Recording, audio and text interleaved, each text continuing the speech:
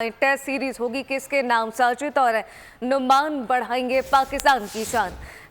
शाहीन करेंगे ऊंची उड़ान, मैच जीतेगी टीम पाकिस्तान और इंग्लैंड के दरमियान सीरीज का तीसरा और आखिरी टेस्ट आज से रावलपिंडी स्टेडियम में शुरू होगा।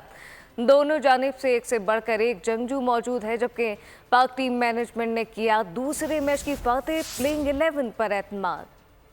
पाक इंग्लैंड टेस्ट सीरीज का आखिरी महाज, दोनों जानिब से एक से बढ़कर एक जंगजू मौजूद। सीरीज का फातेह बनने का ख्वाब, कौन होगा कामयाब? बॉलर्स करेंगे वार या बैटर्स लगाएंगे रन्स के अंबार? शायकीन क्रिकेट को बेसब्री से इंतजार। पाक टीम मैनेजमेंट ने किया दूसरे मैच की फातेह प्लेइंग 11 पर एतमाद। साजिद और नोमान बढ़ाएंगे पाकिस्तान की शान। शाहीन करेंगे ऊंची उड़ान, मैच जीतेगी टीम पाकिस्तान। 3 मैचों की टेस्ट सीरीज 1-1 से बराबर है। मैच पाकिस्तानी वक्त के मुताबिक दिन 10 बजे शुरू होगा। सब्सक्राइब करें और बेल दबाएं ताकि कोई खबर रह न जाए।